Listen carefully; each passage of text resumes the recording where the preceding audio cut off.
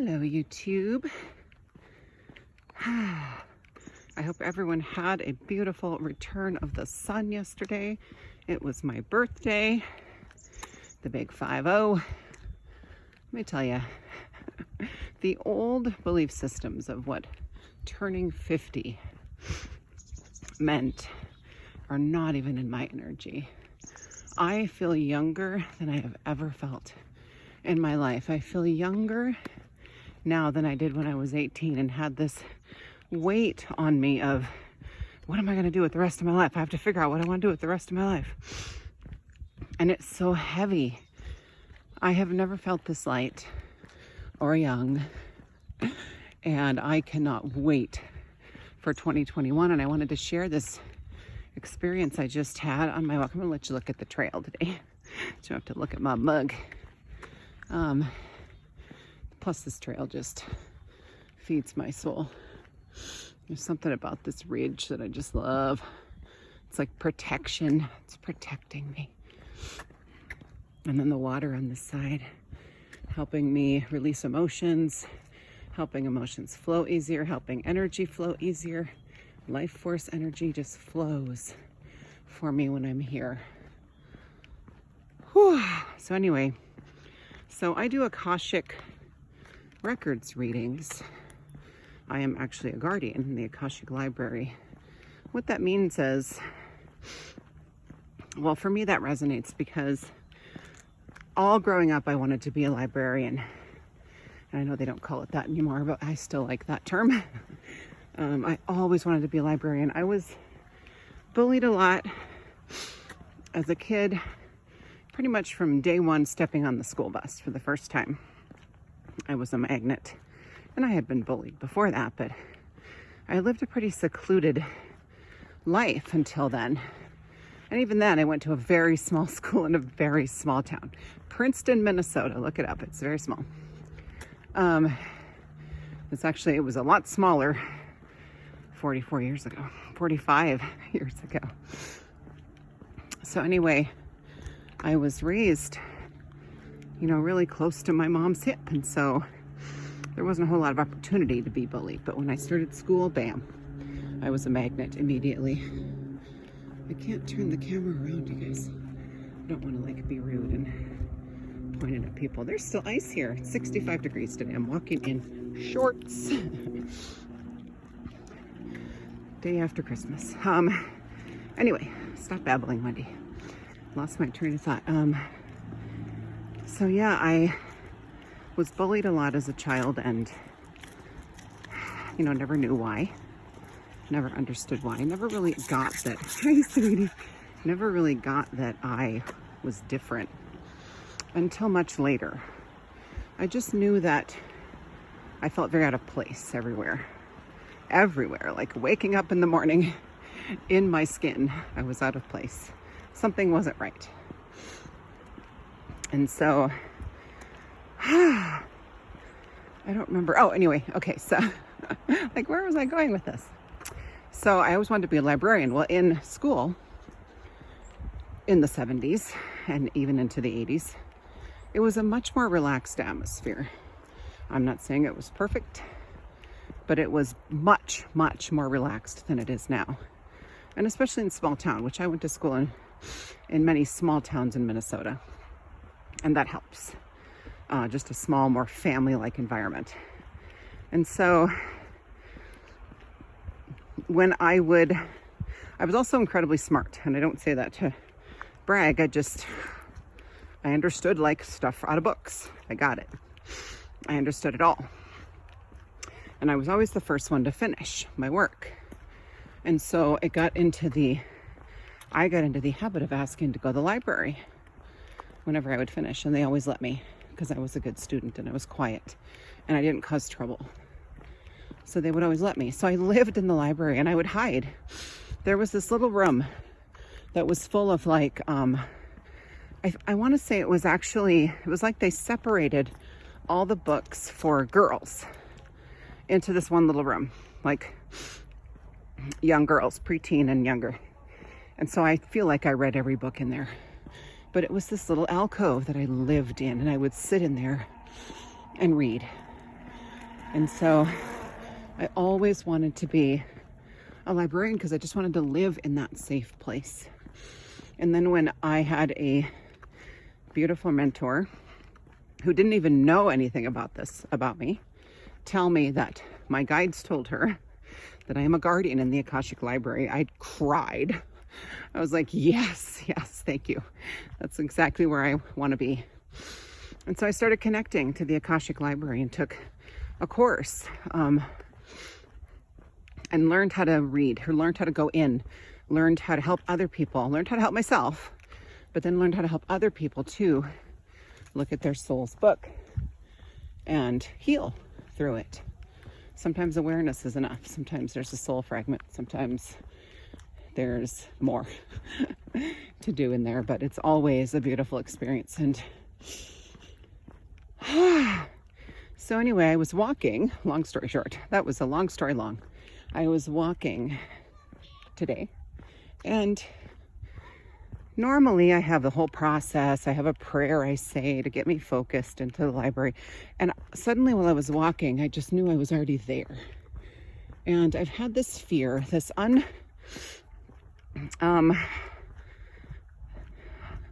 don't want to say abnormal. I can't think of the word. No reason for it, this fear. So in the summertime, I was bitten by a little dog in the neighborhood while I was walking. And I've never been bitten before. And even though I know the dog is healthy, the dog is not sick, the dog is still fine after 6 months, I had this really odd fear of getting sick, getting rabies and dying from it. And I had been in such fear of it, I was pushing it down, not really dealing with it, because I'm like, well, it's ridiculous. I was just telling myself, I was like negating how I was feeling. I was negating the fear and not looking at it. And instead of healing it, I was pushing it down. And so finally today, I'm like, well, there was still this little bit. Like, I feel like a lot of it has come out because I've had friends help me heal it.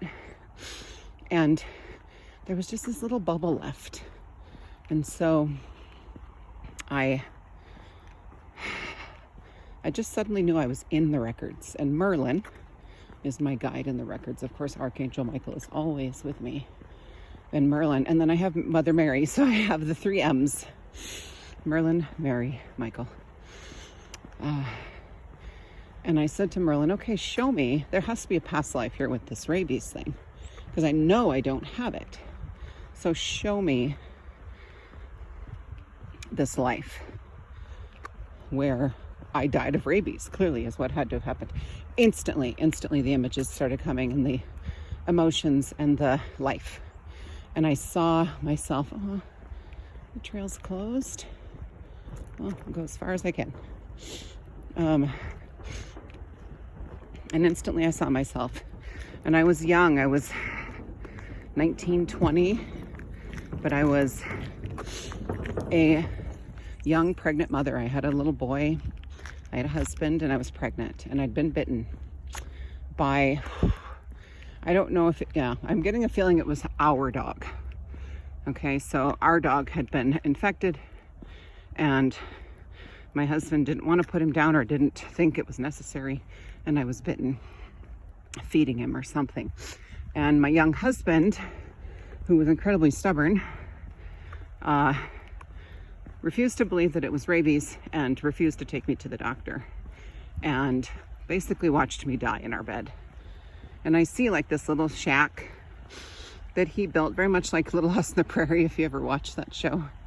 Their little house, tiny little thing. And he was sitting in the kitchen just thinking I was just going to get up and make him dinner and be fine. And at one point even accused me of pretending that I was sick as I was vomiting everywhere, and eventually was vomiting blood. It was an awful scene, okay? So I don't mean to be disgusting, but this is what I saw. And so I died, and we had a little boy, 3-year-old little boy, and he was devastated, of course. Like, he watched me die too. He was right there. And I died, and the baby died with me, the unborn child. And my husband never, deep down, he blamed himself and never forgave himself. consciously he blamed me and never forgave me. And so there was this two sides of the coin, right?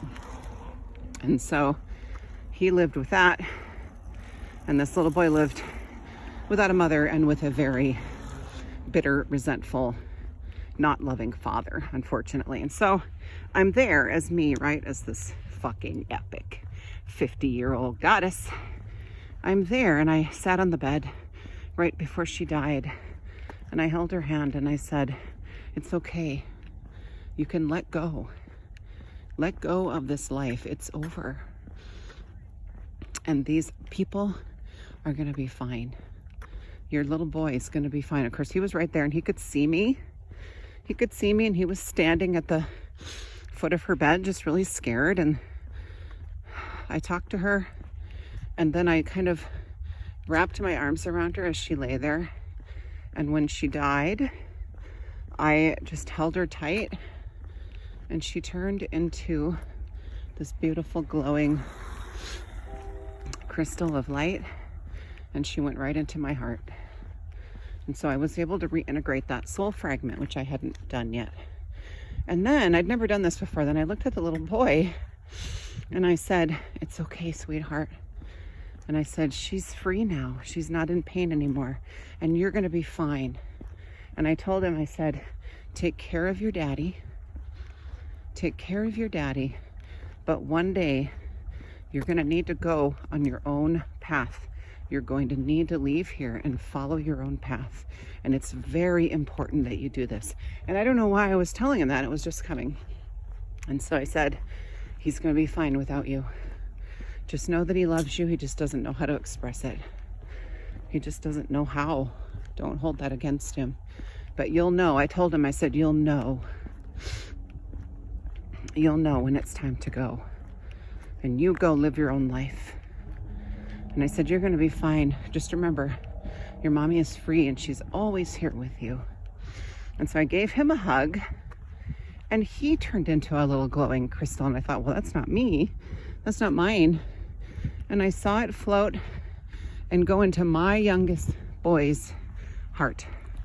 So, and I knew that he and I had had lives together before where we lost each other. Like one died or both of us died. Look at that beautiful art. That's gorgeous. That is gorgeous. Oh, she's working on it right now. Very cool. That's beautiful. Beautiful, beautiful. Very nice. And this is the most important part of going to the records and looking at lives and healing and retrieving soul fragments. This is the most important part, is forgiving everyone who you viewed as perpetrators in that life. Forgiving them all unconditionally. And so I walked out to the kitchen, and of course he couldn't see me. Her husband couldn't see me, but I said, I forgive you. I forgive you for everything that I perceived you did and that you perceived you did. I forgive you for all of it. And so then I hugged him, even though he couldn't feel it. And he turned into a little crystal. And guess what? Guess where he went?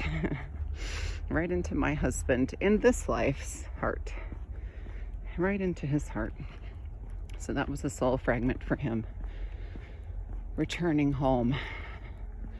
So then what I did, and this is what I do with all my clients too, is I stood in the middle of that little house and I imagined my heart chakra opening really wide, and this pink beam of light came out the front and the back. And then it spun like a lighthouse does. It spun around me, filling this entire space with unconditional love. See, pink energy, pink light for me, especially out of the heart chakra, is always unconditional love. And so I not only filled the house, but I expanded it out into the whole town that they lived in. And anyone that might have, had any, conflict with her, right? Any negative vibes, anything. And I just forgave everything, and I just filled it with love. I'm not seeing the trail closed. I'm gonna keep going. Actually, I probably should turn around. Oh, I see. Trail closed. Ahead. Something. I can't read it yet. I'll turn around at the sign. Ooh, it's gonna be a nice long walk. And so 3 soul fragments while I was walking. While I was walking, which is amazing. And then, this is the coolest part. And then I'm in, like I saw myself in the town. You know, just like Little House on the Prairie. It was very much like a very turn of the century, small country town. 1900s, not 2000s. And yeah, I'm gonna turn around. And I saw myself floating down the road, and just with this beam of light spinning around me like a lighthouse and filling this whole town with pink light. And then I touched down and I realized that I was barefoot. And then I saw my wings. I could feel my wings come out of my back. And I felt my wings just unfurl and stretch and in all their glory. And then I saw the little boy again. Her son, he was right there in town in the middle of the road. It's like he'd followed me. And yes, the soul fragment was retrieved, but you know, that life still happened. And so he was there smiling, and he looked up at me and he just knew. He knew who I was. He knew what I was doing there. He knew who he was. He just had this knowing about him. And I winked at him and I smiled, and then I flew away. And then I felt myself come back down into my body. But I still have my wings. I still have my wings out, enjoying the sun. Whew. So anyway, that was my experience today. And then, oh, it wasn't over. So then I saw, so it's interesting because whenever I close up a session, I'm putting like a protective kind of, more supportive, not protective. I don't like to think of it as that, because there's nothing we need protection from. Everything is in our highest good. But it's, what I always do is I wrap them in a beautiful supportive bubble while they heal whatever we kind of knocked loose. Because usually it's pretty big stuff. And for whatever reason, I always picture it like Snow White, that scene in Snow White in the cartoon, where they think she's died and they have her in that beautiful glass coffin in the middle of the forest. And I just always thought that was so fucking beautiful, because she's not dead, of course. And of course, whatever, true love's kiss wakes her up, blah, blah, blah. She would have woken up on her own when she was ready. Why is always got to be on a man's time? Just kidding. I'm not doing that, not going down that road. And so, get in my mouth, bug. I know, I just said something anti-man. I didn't mean it. I love men. I gave birth to 4 of them. And so I saw me in the forest, standing over this glass coffin, and it was the old me inside. And she really was dead, not just sleeping. She was dead in a beautiful way, like in a beautiful kind of closure. And so I'm looking at myself, and actually, no, okay. And I said, thank you. And I just was filled with so much gratitude that she got me this far. And knowing that I can leave her there now, in that beautiful place in the forest. Oh, there's a nest. Hello. There's probably nothing in it right now, but I love nests. And I knew that, I just thanked her. Thanked her for getting me to this place. Thanked her for keeping me going. However she did it, I have no idea. I could see myself, like, I spent most of my life very heavy, in a very heavy body, hiding, staying small, trying to dampen my light any way I could, because it was frightening, right? It was terrifying. And so I see myself in this heavy body and just lying there, so peaceful, just ready to go. And I realized the message. So all of that is for this one message. This is the point of 2020, is finally letting go of all that is part of the old you. And even if you have to do a visualization like this one, where you literally are at your own funeral, go to your own funeral, of the funeral of the old you, and say goodbye and say thank you so much for getting me here, because I don't know how I could have done it without you. And just fill your energy with gratitude and love. And then if you have to, fill that space, like do the lighthouse exercise, fill that space with unconditional love right out of your heart chakra that's coming straight down from source. It's not your energy that you're giving away, so you don't have to worry about that. But that is the whole point. Why do you think we say 2020? Hindsight's 2020. When we get to 2021, that's when we'll get to say it. Hindsight's 2020, and guess what? That's where I left the old me.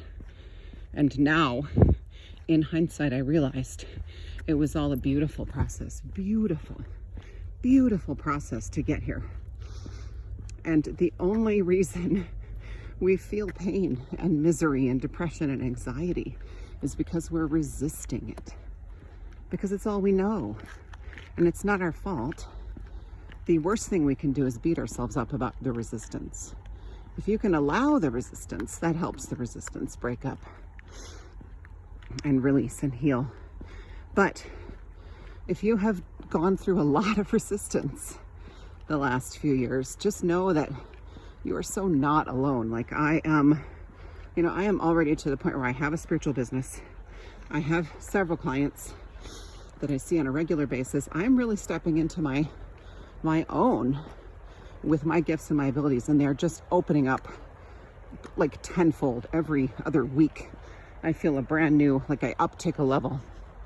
But I still had so much resistance in 2020. And I'm sure I'm not done resisting, because there's a lot of discomfort that goes with letting go. And we don't want to initially, because we think, oh, no, who am I going to be without this? Who am I going to be without this baggage, without this trauma? Who will I be? What if I don't like that person? What if I can't survive without this weight?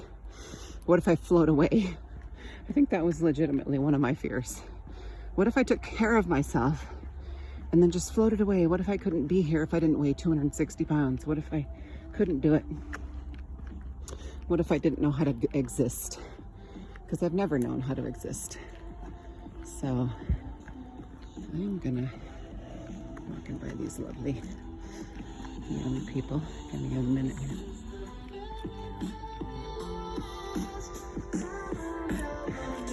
Hey.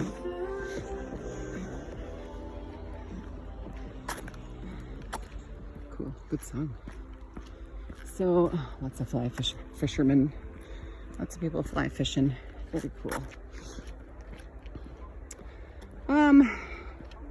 So yeah, if you are really confused about why you had to suffer so much in 2020, just know that it was all part of the process of helping you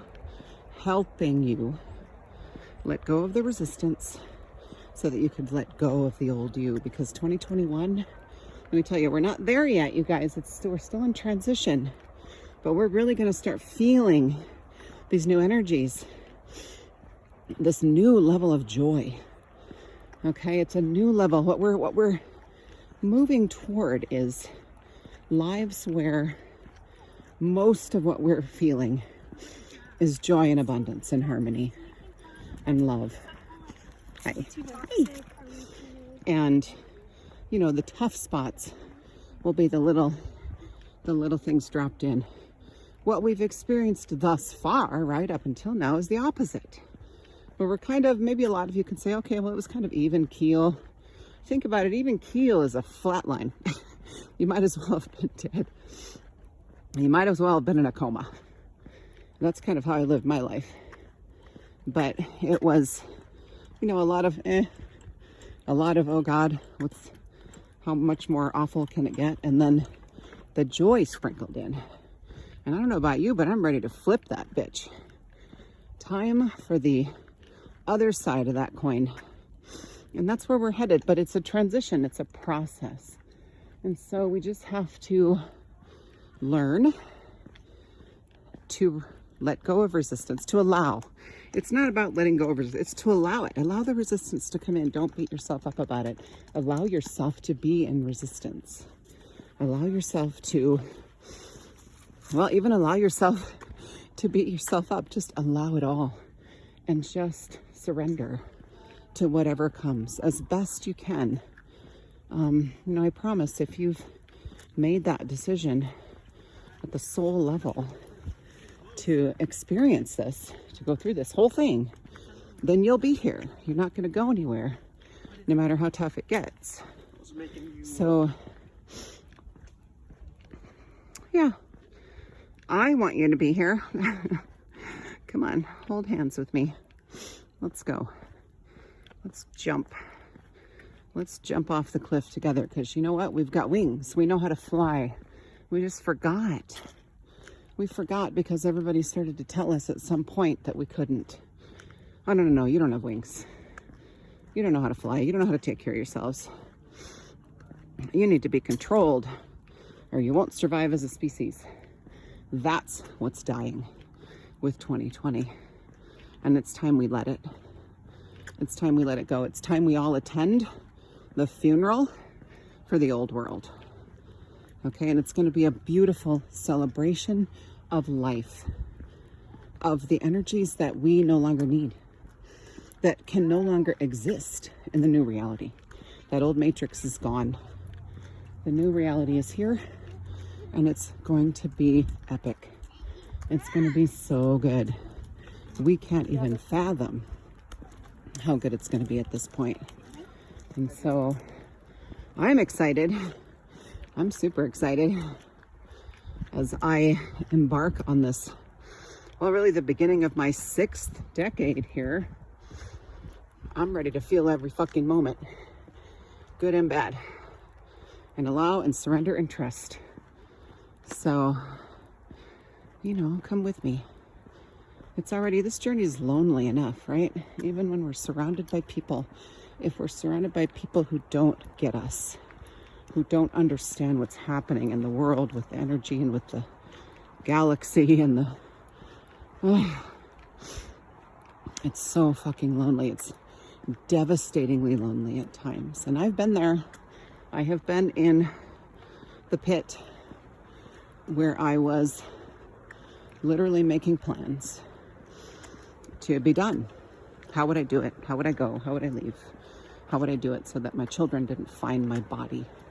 I had these thoughts. I made these plans. And then I fucking climbed out of the pit instead. And it was excruciating. But I did it and I had help. I had help, and I am here to help you, just like I know you would help me. Any of you listening would help me in a heartbeat. Because that's ultimately what we are. We're selfless, loving, compassionate beings. Because on some level we remember that we are one. So 2021's coming, just a few more days. Let's have a funeral. Let's have a funeral. And we'll all meet there. Woo! Icy patch, guys. Like, they made it. The mom and me is like, oh God, be careful. Letting go of their journey. They're not even my kids. Okay. That's all I had today. As I talked for half an hour again. I love you all so much. I just wanted to share that healing journey I had that was so beautiful, and damn, I feel even lighter now than I did when I got here. So you guys, we're in this together. Hold hands and jump. Lean on each other. Turn to someone if you need some help with this. I'm here. I have lots of friends that I can refer you to if I don't feel like I'm the one that can help you. But I'm sure you know somebody. Everybody knows somebody. Everybody knows a lot of somebodies nowadays, right? More and more people resonating with the term light worker, light bringer. Now we're going to start saying, right? For me anyway. That term work.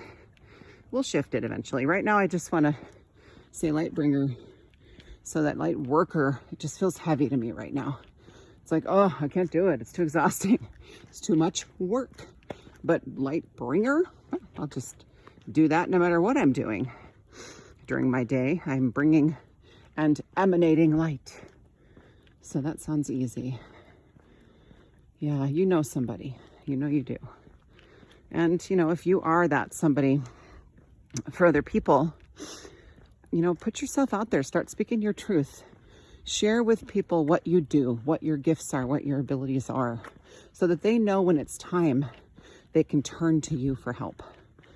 Because they'll know nobody else is going to understand but you. So just make sure people know that you're there for them when the shit hits the fan. Welcome to the shift show. Welcome to the shift show, y'all. That domain name is available, by the way, if anybody wants it.